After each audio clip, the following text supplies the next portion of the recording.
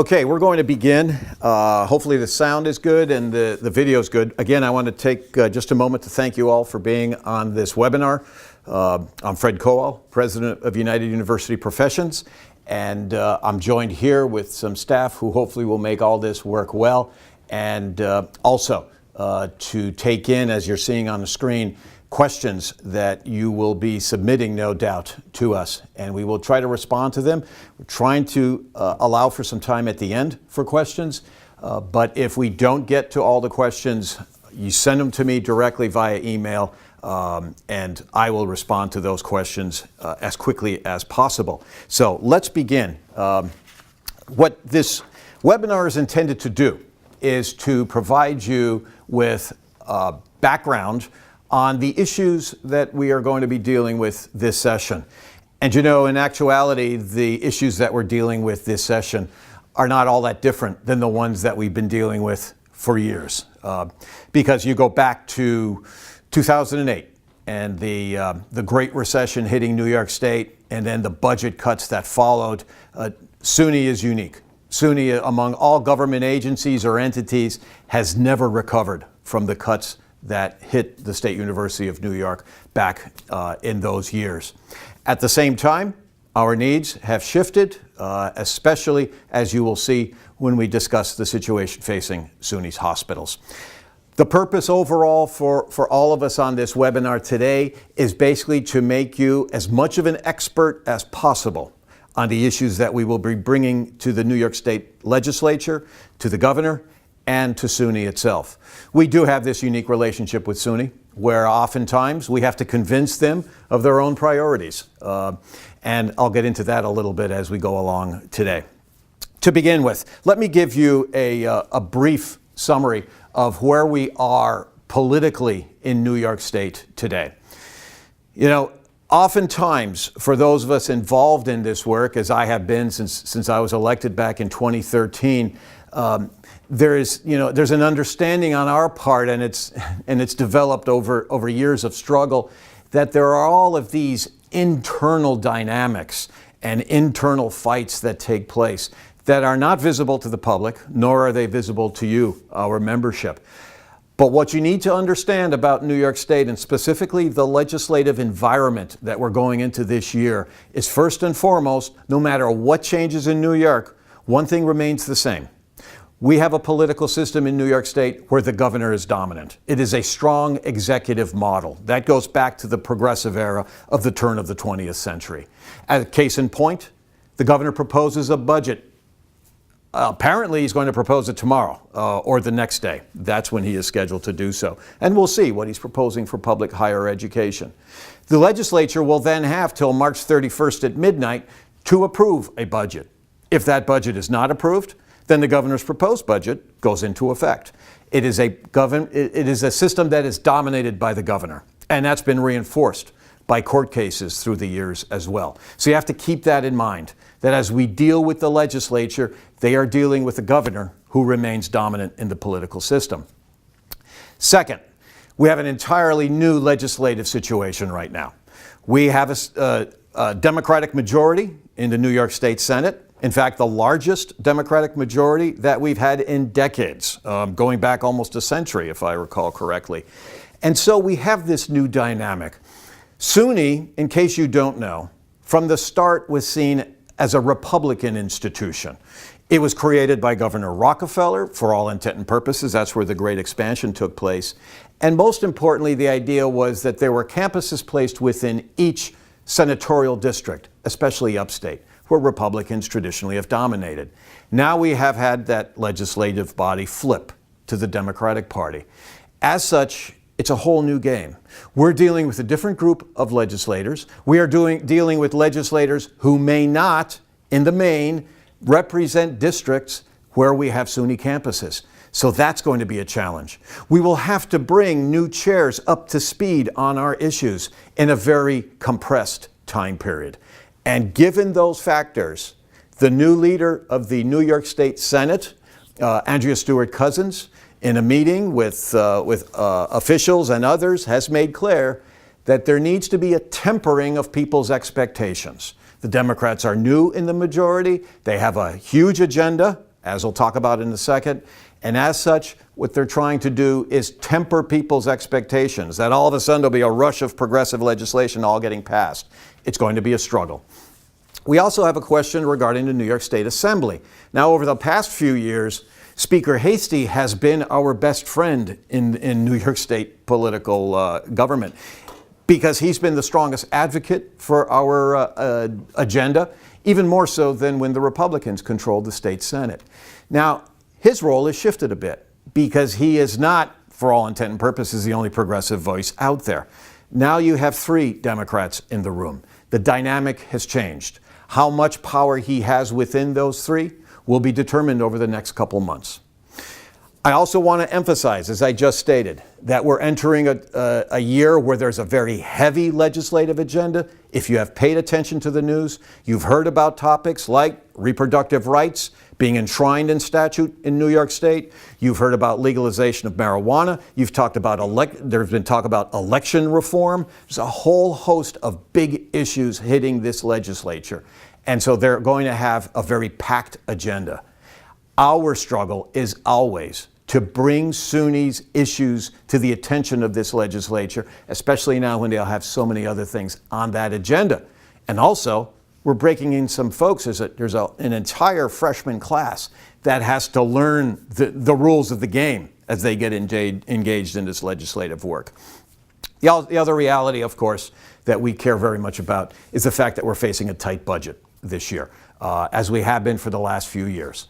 And as you've noticed in the news, Andrea Stewart-Cousins came out in support of the 2% property tax cap, indicating that at least on her side of the legislature, they are siding with the governor on this one. It indicates that there might be a fight between the Assembly and the Senate on this issue, but it's a big one. And again, when you hear these big issues come along, it means our issues, which are never at the top of the legislature's agendas, despite our efforts, and we work really hard at this, and we need your help as well.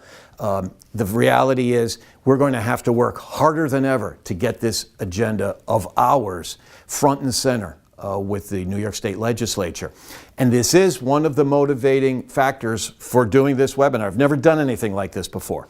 We usually just do a briefing for those who are going to lobby into the legislature. I thought it was vital that as many of our rank and file members know about how we develop this legislative agenda, why we do, why these issues matter, and how they really need to matter to each and every one of us. So let's turn to the specifics on this legislative agenda. We have actually decided, and this is from the statewide UUP Executive Board, working with our officers, what we have decided is basically to split our legislative agenda this year. We have a budgetary agenda, and then there will be an agenda for after the budget is passed, for those 2 months where the legislature continues to meet, where we will take up non-budgetary items. There is one item on this list, the third one there, okay? Actually not on this one, it's on the, when we get to the oversight. I'll get to that in a second. There are some non-budgetary items that we'll talk about, but they are vital as well to the future of SUNY. Okay, let's talk about this. State funding, which obviously is an overriding concern to all of us, right?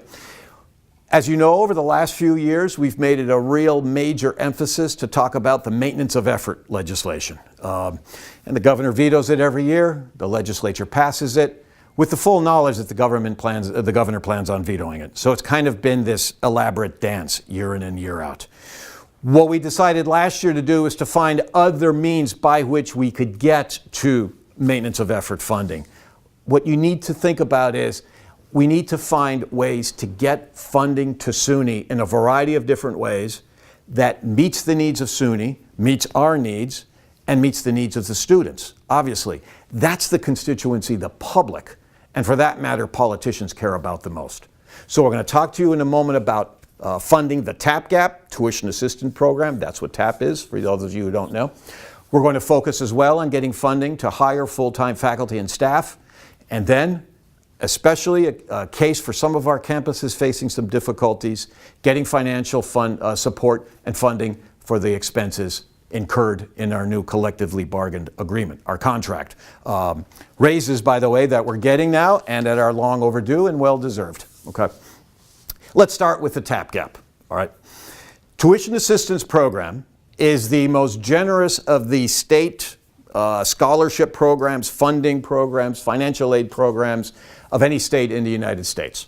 And the governor likes to brag about it. And we welcome TAP funding. The legislature makes it a priority, governor makes it a priority, great, and it benefits our students. However, what has happened over the course of the years, basically from around 2010 or thereabouts, the TAP funding that basically is to pay the tuition for those unable to pay, what has happened is there has been a ceiling on the TAP award, and it does not match what the cost of the education is. In other words, tuition is rising faster than the TAP awards are rising. Right now, only 75% of the tuition cost is covered by a TAP award. And so you have this gap. Who pays for that gap? The campuses do. And so we have a financial burden on campuses when they enroll TAP eligible students because they know they're not going to get the full funding, while at the same time they could enroll other students who are paying full tuition costs.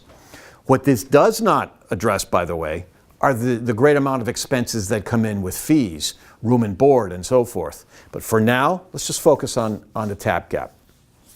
SUNY has the greatest share of TAP students, especially when you include community colleges. And for us, the way we look at this is it's a great opportunity to bring in allies among student groups. They have made filling the TAP gap, solving this issue, a priority. We're working closely with the Student Assembly on this and other issues.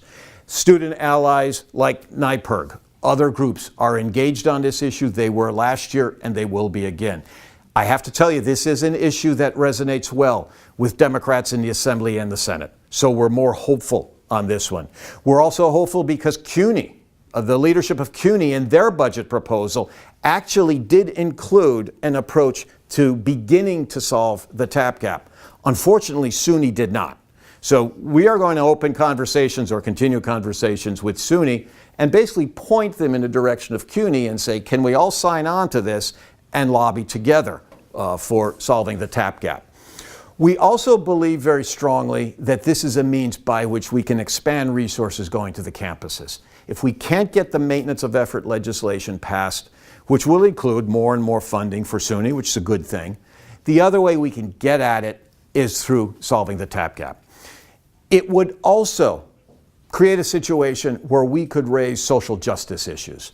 The reality is we know for a fact that some campuses choose not to enroll as many TAP eligible students as they could or they should because they don't want to face that gap in spending. That's a social justice issue. Everyone who desires to get public higher education experience in New York State should have the opportunity to do so. And if they don't have the resources to do so, TAP has been created to do that. They should be able to take advantage of this program, but they won't be able to unless some funding is provided to assist those campuses where the burden has been carried by campus administrators for too long, or campuses too long. And in reality, who's carrying the burden? It's the students through tuition increases, and it's us. When resources aren't there, our workloads increase. I wish they did improve. They increase. Also, at the same time, what happens is we see the increased dependency on the exploitation of adjunct faculty and the lack of hiring of full-time faculty. So TAP gap, it sounds like a very narrow issue. You know, we just want funding to take care of that $1,600 to $1,700 gap between the maximum award and where tuition is today. Well, in fact, when you multiply all that out, that comes out to roughly $75 million or so that SUNY would get to address the TAP gap issue. Okay? So we're starting there. It's a way of getting funding. It's a way of raising an important social justice issue about access for all. And it creates for us the opportunity to forge alliances with students and other groups who focus on social justice issues. Next, in terms of funding, the issues related to hiring full-time faculty and staff have been something that we've focused on really going back 10 years or so. In fact, throughout the history of UUP, we have really made this a priority, that we know that students succeed much more broadly when they are utilizing and experiencing higher education through full-time faculty and full-time staff. Adjuncts, as they cobble together careers at multiple institutions, it simply is impossible for them to provide the same level of service for students as full-time faculty and staff do. We've had a variety of different proposals through the years. Okay? We have proposed an endowment for SUNY that we felt would build a financial base for this. We'd accept that, but we have moved on to basically say, look, the governor has proposed a couple of years ago, and it got passed by the legislature, this Excelsior program, this scholarship that theoretically is supposed to expand SUNY and access to middle class and, I would argue, upper middle class students. Well, we know from the numbers that there has not been a dramatic increase in student numbers thus far. But as the income eligibility level rises, there are going to be more and more students who will be eligible, and they may very well be taking care of Excelsior. SUNY's estimates and the estimates from the governor's office are that we're going to start looking at significant numbers. Therefore, if the program is serious, as in these students have to graduate in 4 years, they've got to take 15 credit hours each semester, then we're going to need faculty. Because the worst situation would be if students come in wanting to take advantage of Excelsior, and then it turns out that they're not eligible because they couldn't get the credits, they couldn't get the classes, they can't graduate on time, then they've been subjected to a bait and switch. And so our argument is, fine, Excelsior is what it is. Let's make sure the students who take advantage of it have the resources to succeed. Therefore, there needs to be full-time faculty. After all, the governor and the legislature promised that once the program was put in place, then resources would follow. Resources have not yet followed. They need to, in order for students to be able to succeed. We believe very strongly that what needs to happen too, when we talk about putting funding into hire full-time faculty and staff, we need to be able to create an opportunity pathway for part-time employees, part-time faculty to move into full-time lines. That's part of our proposal. The proposal itself is not firm at this point in terms of the funding or whether or not it would be phased in over a couple of years because, A, we don't know what the governor is going to propose in his budget over the next 24 to 48 hours. We don't know how firmly SUNY is staying with its position to really only bring in a small number of high-profile faculty into STEM fields. We don't know if they're going to embrace the CUNY proposal, which is to bring in a larger share of full-time faculty. And so we're basically remaining vague about this one because we want to see what our partners, that would be SUNY, what our governor proposes in his budget before we move forward with something formal. But there will be a full-time faculty proposal in our legislative agenda for the reasons that I've just laid out.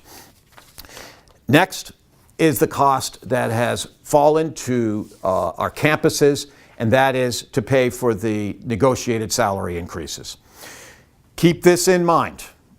We negotiated this contract with SUNY, with the state of New York. They were on the other side of the table, and they signed that contract. That means they made a commitment. They negotiated in good faith that they could afford this contract and everything it contains. Remember, too, that the last contract was dismal. It was an incredibly burdensome contract. 3 years of zeros, givebacks in lag days and furlough days, givebacks in health insurance premiums. It was a very expensive contract that we gave back funds to the state of New York and specifically to SUNY, at the same time that they were benefiting from tuition increases each and every year. So SUNY was making revenue, SUNY was saving on expenses, and of course they were saving during 2016 and 2017 while we were out that year. So obviously there's a situation here where, yeah, we've got some contractual expenses now, but in fact, SUNY has had resources going to it over these past 7 or 8 years, and they do have the responsibility, as all agencies do, to pay the contract increases. Nonetheless, we know that some campuses are struggling financially. We know of the situation at Fredonia, which is approaching a crisis situation. We know Buff State is struggling financially. Canton, Plattsburgh, New Paltz, Stony Brook, Binghamton. There are a lot of campuses where we're hearing from chapter presidents. And we need to hear from as many of you as possible, where you're hearing from administration about potential hiring freezes, cuts, whatever the case may be. I will be testifying on the governor's budget proposal in a week or two. When I do, I will be highlighting where our members are suffering because of the funding that has been lacking for SUNY. The state needs to take responsibility for the agreement that they have negotiated. There's a financial obligation there. There needs to be an investment by the state to support the work that we've been doing. And remember, when we settled this contract, it included one compromise on our side that I believe puts us in a strong position in dealing with the governor, with the division of the budget, with the legislature, and with SUNY. We agreed to cut in half the retroactive money that the state of New York and SUNY owes us for 2016-17 and 17-18. We got half of it a couple months ago. We're going to get the other half in July. Okay? That was to lessen the burden on SUNY. It was a good faith effort that I agreed to because I believe it would help out SUNY, okay, and help with the campuses we knew were suffering. Having said that, now the obligation is on the state to support what we have done by providing at least $70 million to cover the first half of that retro money, and then hopefully another $70 million for the second half. That's like the baseline for us. That's our starting point, okay? But we will advocate very strongly for the need for this. Remember, however, that we face difficult political situation. I was on a TV interview show over the weekend, and one of the questions that was asked was, okay, you got a great contract, but that's all funded from taxpayers, and taxpayers are complaining that their taxes are too high. Sometimes that's something we have to remember, okay, that tax revenue funds so much of what we do. And there is that rhetoric out there, and a lot of it is legitimate in terms of the perspective that New Yorkers pay a lot of taxes. And it's very easy for our opponents to say, these are public employees, they're funded by taxpayers, etc. So be aware of that. That's part of the wrestling that we have to do with the legislature and in our public work in trying to get allies on our side. Okay. Now, as much as we are concerned about the crises facing individual campuses, and I mentioned Fredonia, I'm going to be out in Fredonia in a couple weeks. Going to be at Buff State as well. And all of our officers will be out on the road meeting with as many of the members as possible to discuss what we're doing, but also what the situations are at your campuses, as I said, so we can bring them forward to the legislature.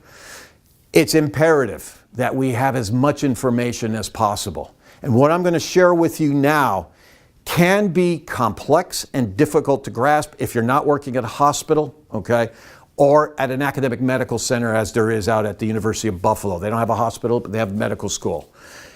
However, during the course of the next couple slides, what I want you to grasp, hopefully, is how vitally important solving the hospital financial crisis is for all of us. This is not a hospital crisis alone for itself. This is not just for the membership who is there. All of us are impacted by this.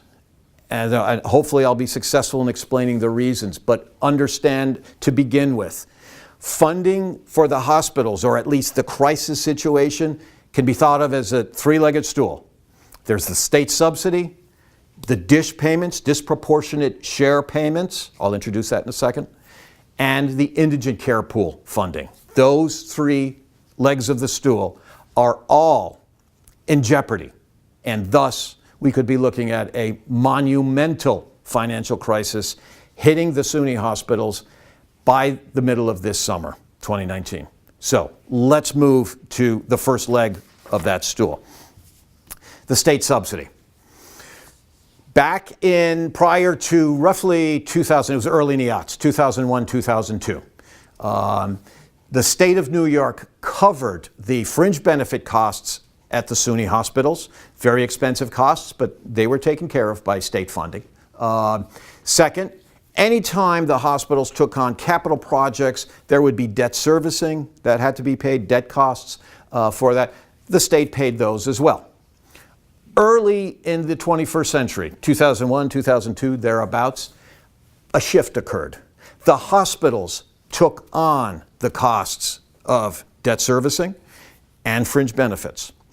The deal was that the state of New York would provide a taxpayer, it's tax revenue, tax subsidy to the hospitals each and every year, in essence to make up for that shift in cost to the hospitals. So hospitals have to take on fringe benefit costs, which grow every year, and debt servicing. In exchange, the state would now start providing a subsidy. What happened starting around 2008, 2009 is that subsidy, that's around the time where it maxed out, okay, around 128 million, maybe closer to 150 million, it began to be reduced by the state. All the while, fringe benefit costs and debt service costs were still climbing. The subsidy was cut. When Governor Cuomo came in his first budget, he proposed zeroing out $128 million subsidy to the hospitals. Luckily, UUP fought hard to overturn that and reinstate the subsidy. But over the past 5 or 6 years, that subsidy has been reduced. Last year, once again, the governor proposed eliminating that subsidy. We fought very hard. Our union allies in NYSED, and especially in the AFL-CIO, fought hard with us, convinced the governor to find another funding source for that subsidy. It was a one-year only situation, though. This year, in SUNY's budget proposal, they did not demand a reinstatement of the subsidy. What they demanded was that the debt service costs be taken up by the state, around $38 million. Figure out the math there, okay? The maximum for the subsidy was around 120, 150 million. Now what SUNY is simply asking for is debt servicing of around 35 to 38 million. That's well below where the subsidy had been. It doesn't cover the fringe benefit costs. It does not cover the other costs that come to SUNY. That's a massive cut to these state agencies, these public hospitals that have to treat all patients that come through the door, while also providing an education for our medical students. Those 3 SUNY hospitals graduate together the largest share as a single entity of SUNY medical schools, the 4 of them. They graduate more medical practitioners and providers in New York State than any other institution. And the vast majority stay right here in New York State. It's the fastest growing industry in New York State. It's the #1 employer in New York State, healthcare. Think of this as well, though. Those hospitals, the cuts in the subsidy, and as you'll see, the other cuts, dramatically impact SUNY. 40% of the operating revenue for the entire SUNY system is generated by the SUNY hospitals. There would be, with these, this subsidy not be reinstated, services provided to patients would be cut. And also, the roughly $250 million that the hospitals provide as a subsidy in kind and in cash to the medical schools would be endangered. So you have these multiple factors at play that could bring major harm to the hospitals. I'll get to the full total of what all 3 of these components will mean. But for now, SUNY not demanding that the subsidy be reinstated puts us in a difficult situation. We are proposing this. With every visit we will be making to legislators, we will be insisting on this. We hold out the slimmest of hopes that the governor will include the subsidy in his proposed budget. It's not likely. But at the same time, we try to hold out some hope on this. We are in conversations with SUNY on this issue, and hopefully there will be some movement there and we'll get this restored. Next, there is the reality that our hospitals take a high percentage of Medicaid patients, and they're Medicare patients as well, but I want to simplify this a little bit to just focus on Medicaid patients.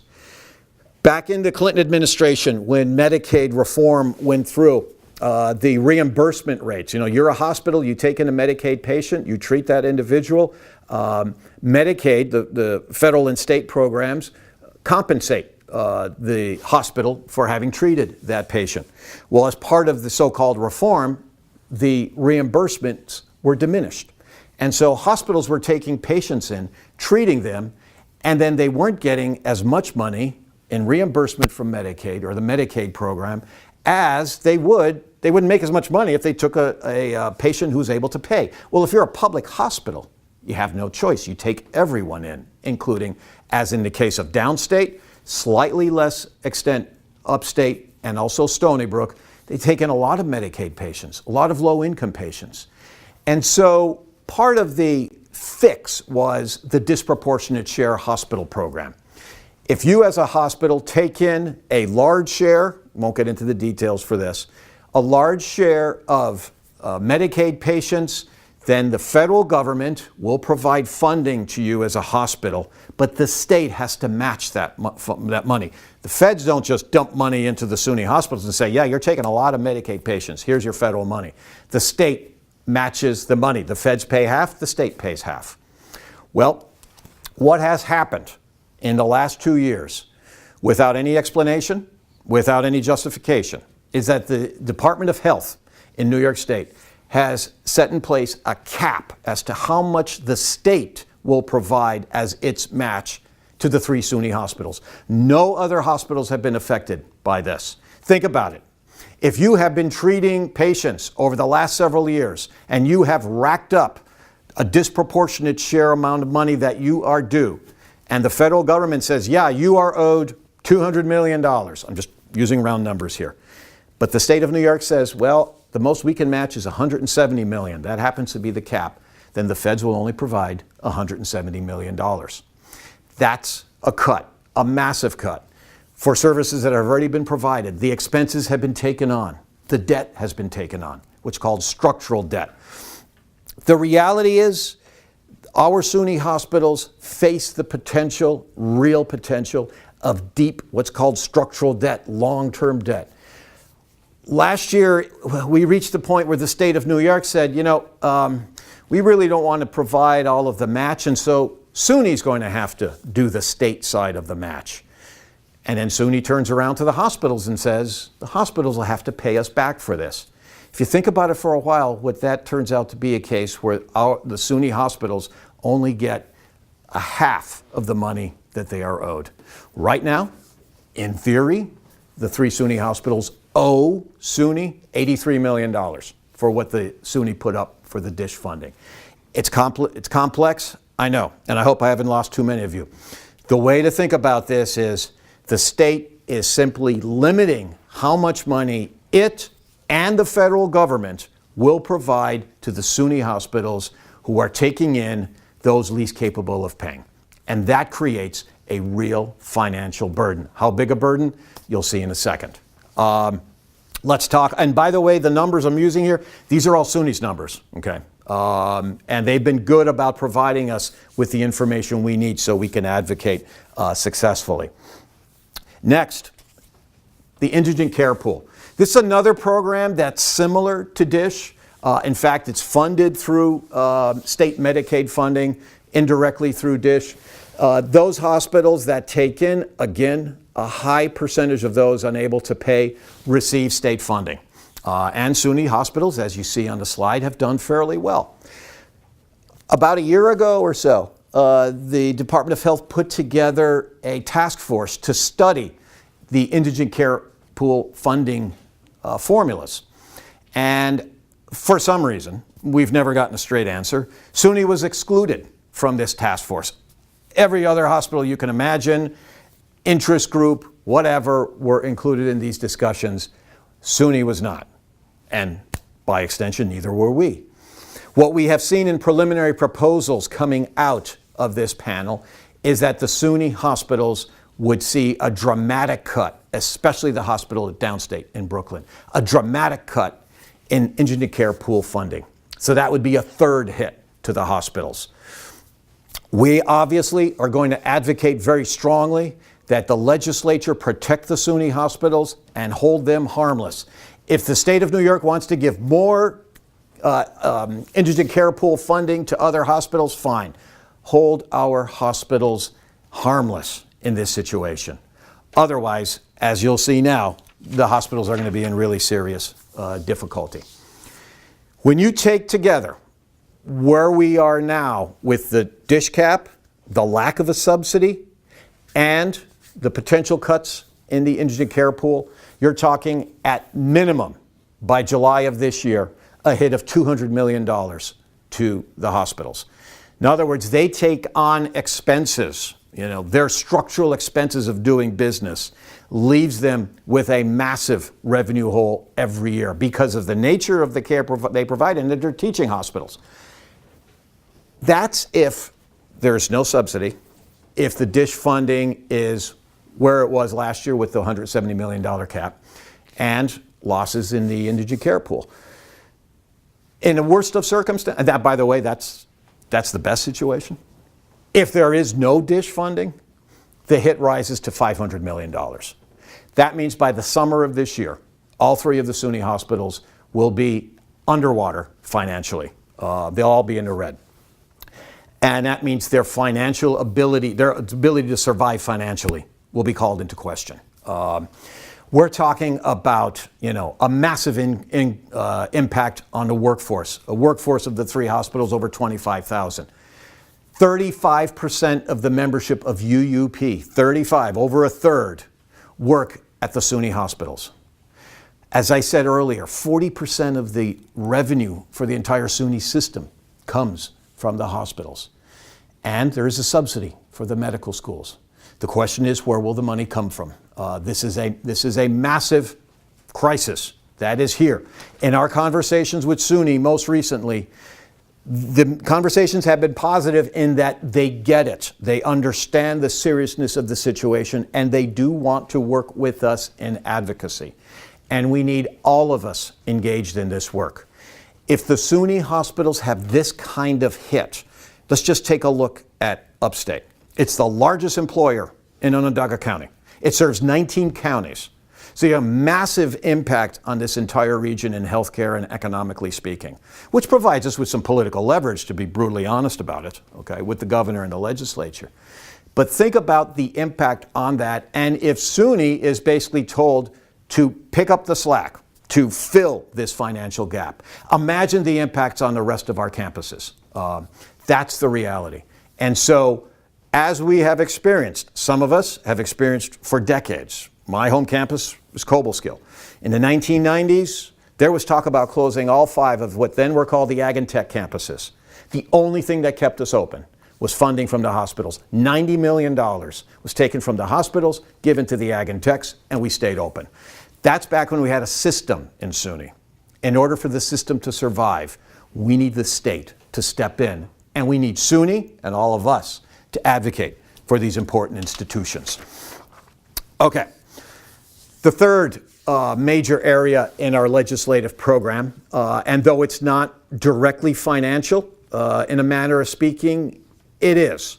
It has to do with the SUNY foundations, not the research foundation, okay? That's with nothing to do with that whatsoever. These are the campus foundations that exist basically at all SUNY campuses, but are biggest and richest at the university centers. Last year, State Comptroller Tom DiNapoli released a report that pointed out how there was a total lack of oversight by SUNY on these foundations, and that there were questionable expenditures. And we're talking about overall in SUNY, these foundations have over $2 billion in assets. And so what we are calling for is transparency, oversight, and accountability. Speaking specifically, and this is something that we've been demanding for about 10 years now. The State Comptroller's report was damning, and credit needs to go to some colleagues out at the University of Buffalo. who started doing work on their own, researching the Buffalo Foundation, bringing issues to us, specifying examples of waste and fraud and abuse. I took those reports, that information to the state comptroller, and the state comptroller decided to look into the issues, and that's where this report came from. You can see in the PowerPoint, these foundations have not been audited, some of them for over a decade, over half of them. And you have to understand something unique about this. The state comptroller doesn't have the power to audit the foundations. He lost that power in 2011. We are, as you'll see, demanding that that power be reinstated to the state comptroller. SUNY is supposed to police itself. What the report found is that it's not. And when I hear that Stony Brook is suffering and Binghamton is suffering, those are the deficits that we have from information that members and administration has provided us with. Take a look at Stony Brook. Right now facing a budget hole of $38 million. Their foundation's net assets as of 2016 is over $400 million. Foundations were created to serve the academic mission of SUNY. The academic mission is endangered with these deficits. The foundations are there to support the academic mission. It would seem logical that there be oversight, at the very least, of these institutions. And that's why we're calling for what we are and have been. We have produced legislation, and last year and the year before we fought for this, where campus administration, SUNY system administration, and the legislature would have oversight responsibilities. And in the case of the legislature and SUNY would have to approve spending decisions. There would have to be financial statements made public, as well as vendors and the employee salaries. That was also something that came out in the comptroller's report, where presidents and vice presidents were padding their salaries with money coming from the foundations. We believe there's a need for a compliance unit in system administration to oversee these institutions. Remember, they don't exist if SUNY doesn't exist. And so therefore there needs to be that kind of oversight. And finally, as I said, the state comptroller needs to be able to audit the SUNY foundations as he can other institutions. He provides oversights in other areas. That needs to be reinstated. That's going to take a real fight. Cuomo has opposed that for years. He has proposed some very limited oversight legislation that we haven't supported because it doesn't do anything in terms of addressing the real issues. Okay, so that's where we are on the major issues in this, specifically the budget cycle through the end of March in terms of the issues we'll be advocating on, and on the transparency of the foundation, when it's going to extend out past budget. In fact, that's when it'll get most of the attention. We're going to be advocating, and by we, I do include everyone who is on this webinar. We need everyone. We have advocacy dates coming up, and talk about that momentarily. You know, we have to come up with catchy ways, as I said. We got to get the attention of the legislature on our issues. And when we talk about the TAP gap, we've thrown around different ideas as to how to address this, and in order to make it a sexy issue for the legislature. So far, the only thing I came up with, I'm going to take full credit for this one because it actually isn't that good, so I'll take credit for it. It's my fault. You travel in England, you hear what happens when you're on the underground, right? The announcement that says mind a gap. So that's idea number one. If any of you have a better idea, or even you don't think it's a better idea, please email it to me, email it to us. We're going to have our delegate assembly coming up in a couple weeks. We can discuss this. We still got some time to put the campaign together. This is about helping students, and it's about helping our campuses, the campuses we serve. We want full-time faculty. We want the contract costs covered. Students have paid. We have paid. Now it's the state's turn. On the hospitals, it is about health care for the people of New York. It's about incredibly important research. And it's about educating the next generation of healthcare providers and incredibly well-paying jobs throughout New York State. And by the way, when I was asked on the interview show about, well, you know, you're getting this contract and, you know, it's paid by taxpayers, I made clear to the interviewer, I've lived in Schoharie County for over 30 years now, and I pay taxes there. All of us do who work in SUNY, we're paying taxes, we're supporting the important services provided in our communities, and many of us involve ourselves in those communities. We make those communities, in many respects, what they are. Transparency, we don't need another scandal. SUNY has been hit by so many of them in the last couple of years. That's really damaging, by the way, to our advocacy work, when the media is constantly reporting, as they should, about corruption and theft by people in top levels of SUNY. Finally, what we need to do is forge a coalition of local businesses, political leaders at the local level. Years ago, we had what was called the Upstate Mayors Coalition. We want to bring in the local communities who are benefiting from the campuses being there and from, most importantly, us being there in funding a lot of what happens in the communities. But in order for these communities to survive, the state needs to fund the campuses and the state university system so that we can continue to be vibrant communities. But those of us who live in upstate New York, we never recovered from the Great Recession.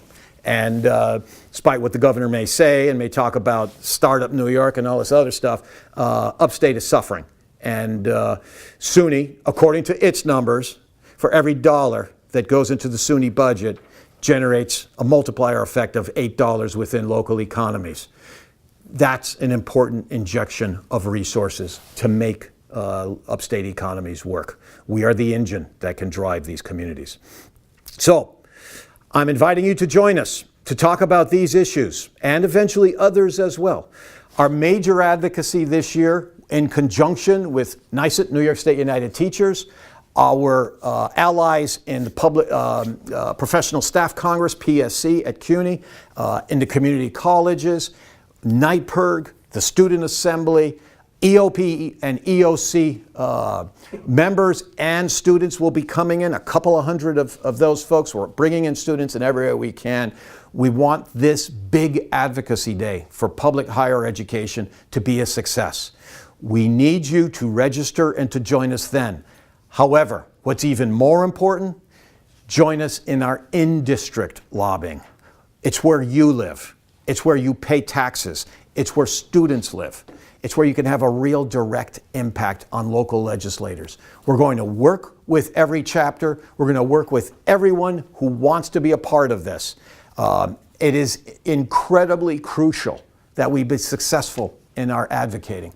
And nothing is off the table. We're going to go forward with what we believe to be a reasonable agenda for all regions. We're going to fight hard for this. But if we see that the state, whether it's the governor or the legislature, are dragging their feet on issues like the hospitals, but also on the TAP gap and on these other issues, we're going to go public. We have in the past. We run television ads. We have in the past. We publicize our advocacy efforts, and we do so that we can, in essence, punch above our weight, have more impact on the public discussion about the priorities of New York State. I encourage you to get involved in the advocacy efforts. I encourage you also to pay close attention to our website. There will be information there constantly about what we're working on. And also, I encourage you to pay close attention to the governor's announcement tomorrow. Let's see what he has to say. That's really the first big step in the budget fight. And it is from there that we will take our cues as to how to proceed. So with that, I want to thank all of you who have joined this webinar. I hope it's been helpful. I realize some of the issues are very complex. Feel free to drop me an email or call the office. If you have questions, you have concerns, we will respond. And as I said, we're out on the road. Wednesday, Secretary Treasurer Jerry O'Brien Losey, who's here in the room, and I are going to be heading down to Downstate. We're going to meet with the leadership team down there of our chapter at Downstate to address concerns, to talk about this agenda, and by then we'll know what the governor has proposed. And then in a couple of weeks, we're going to be out at Fredonia, Buff State. Jerry's going to be in Oswego later this week. Our officers are out on the road meeting with you to hear from you what we together can do to make our union stronger. And now in this climate, a very difficult climate nationally and challenging at the state level to make our university and our state as good as it possibly can be. I have gotten a cue that we have not received any questions thus far. If you have any, you can just send them to fkowal@uupmail.org. And you can also find our email addresses right there on the website, uupinfo.org. I want to thank you again, and hopefully this has helped clarify some of the issues that we're dealing with and why they're so important to all of us. One last thing I want to close with. There are those who think that when we talk about the work UUP does politically, that it's about candidates we support and oppose. In fact, that's maybe 1/10 of the work we do with regard to politics. 90% of it is what you're hearing today. The research, the development of policy ideas, the analysis of what SUNY and the governor and the legislature are doing. That's the real politics. We need you involved in that work. We need you to support it through VoteCo. But most of all this time, we need you to join us when we start knocking on doors. So thanks very much. Hope your semester as it gets going, or in the case of a few campuses as already got going, is productive and professionally rewarding. It's an honor to work with you and to serve you as UUP's president. Let's get to work and get some important things done on behalf of our students, our university, each other, and our state. Thanks very much.